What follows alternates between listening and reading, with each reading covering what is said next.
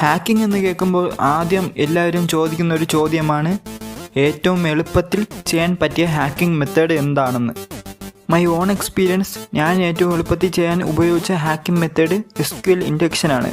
അതും ഒരു വെബ്സൈറ്റിനെ ഹാക്ക് ചെയ്യാൻ വേണ്ടി. അതുകൊണ്ട് ഞാൻ വിചാരിച്ചു ഞാൻ എങ്ങനെയാണ് SQL ഇൻജെക്ഷൻ മെത്തേഡ് ഉപയോഗിച്ച് ഹാക്ക് ചെയ്തതെന്ന് നിങ്ങൾക്ക് പറഞ്ഞു തരാമെന്ന്. ആസ് എ ഡിസ്ക്ലെയിമർ, ഇത് ചെയ്തു നോക്കരുത്, ലീഗലി പെർമിഷൻ ഇല്ലാതെ. അതിനു മുമ്പ് ആദ്യം എന്താണ് SQL എന്ന് നോക്കാം. SQL എന്നത് ഡേറ്റാബേസ് കമാൻഡ് ചെയ്യാൻ യൂസ് ചെയ്യുന്ന ഒരു ലാംഗ്വേജ് ആണ്, സ്ട്രക്ചേർഡ് ക്വറി ലാംഗ്വേജ്. അതുവഴി വെബ്സൈറ്റുകൾ യൂസറുടെ ഇൻഫോർമേഷൻ, പാസ്വേഡ്, ഡേറ്റ എല്ലാം ഡേറ്റാബേസിൽ സ്റ്റോർ ചെയ്ത് വെക്കാൻ വേണ്ടിയാണ് ഉപയോഗിക്കുന്നത്. പിന്നെ തിരിച്ച് ഡേറ്റാബേസിൽ നിന്ന് ആ ഡേറ്റ എടുക്കുവാനെങ്കിലും SQL കമാൻഡ് വഴിയേ സാധിക്കൂ. അടുത്തത് SQL ഇൻജെക്ഷൻ ആണ്. അതെന്നത് ഒരു തരം സൈബർ അറ്റാക്കാണ്. അത് ഹാക്കേഴ്സ് മലീഷ്യസ് SQL കോഡ് ഡേറ്റാബേസിനെ മാനിപ്പുലേറ്റ് ചെയ്യാൻ ഉപയോഗിക്കുന്നു. അതുവഴി ഹാക്കേഴ്സ് ഡേറ്റാബേസ് കൺട്രോൾ ചെയ്യാനും സാധിക്കും. ഇപ്രകാരം ഒരുപാട് വെബ്സൈറ്റുകൾക്ക് വലിയ അപകടം സംഭവിക്കാം. ഇത് ജസ്റ്റ് ഒന്ന് ഇമാജിൻ ചെയ്ത് നോക്ക്. നിങ്ങൾ ഒരു വെബ്സൈറ്റ് ലോഗിൻ ചെയ്യുകയാണ്. അപ്പോൾ നിങ്ങളടുത്ത് അവിടെ 2 കാര്യങ്ങൾ ഇൻപുട്ടായി ചോദിക്കും. ഒന്ന് യൂസർ നെയിമും രണ്ടാമത്തേത് പാസ്വേഡും. ആ 2 കാര്യങ്ങൾ എൻ്റർ ചെയ്യുമ്പോൾ ആ ഡേറ്റ നേരെ ചെല്ലുന്നത് ആ വെബ്സൈറ്റിൻ്റെ ഡേറ്റാബേസിലേക്കാണ്.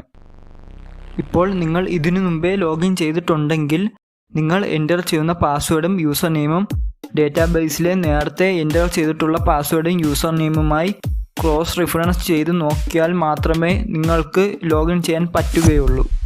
പക്ഷേ ഒരാൾ ആ പാസ്വേഡിന് പകരമായി SQL കോഡ് വെബ്സൈറ്റിൽ എൻ്റർ ചെയ്താലോ? ആ വെബ്സൈറ്റ് ശരിയായിട്ടുള്ള രീതിയിൽ ഡേറ്റാബേസിനെ പ്രൊട്ടക്റ്റ് ചെയ്തിട്ടില്ല എങ്കിൽ ഈ ചെറിയ കോഡ് കാരണം ഡേറ്റാബേസ് ഒരു യൂസറിന് കൊടുക്കാവുന്നതിനേക്കാൾ ഡേറ്റ യൂസറിന് നൽകുന്നതായിരിക്കും. ഇതുവഴി കുറേ വെബ്സൈറ്റുകൾ ഡേറ്റ ബ്രീച്ച് സംഭവിക്കാം. ഈ അറ്റാക്കിനെ പറയുന്ന പേരാണ് SQL ഇൻജെക്ഷൻ.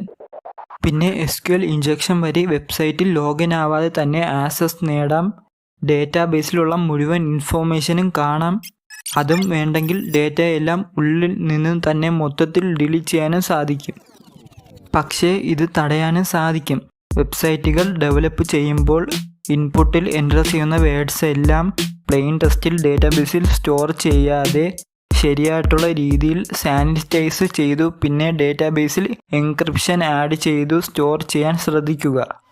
ഇതുവഴി SQL ഇൻജെക്ഷൻ തടയാനും പിന്നെ അഥവാ ഡേറ്റാബേസ് ലീക്കായാലും എൻക്രിപ്ഷൻ ചെയ്തതുവഴി പാസ്വേഡ് ലീക്കാവുന്നത് പരമാവധി തടയാനും സാധിക്കും.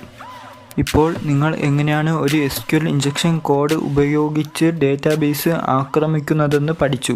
പക്ഷേ എങ്ങനെയാണ് ഒരു ഡേറ്റാബേസ് അഡ്മിൻ വെബ്സൈറ്റ് കണ്ടുപിടിക്കണമെന്ന് അറിയാമോ? അത് മനസ്സിലാക്കണമെങ്കിൽ നിങ്ങൾ എന്താണ് ഗൂഗിൾ ഡോർക്കിംഗ് എന്ന് അറിയണം. പിന്നെ ഒരു കാര്യം കൂടി, SQL ഇൻജെക്ഷൻ കോഡ് കണ്ടിട്ടില്ല എങ്കിൽ ഡിസ്ക്രിപ്ഷനിൽ ആഡ് ചെയ്തിട്ടുണ്ട്.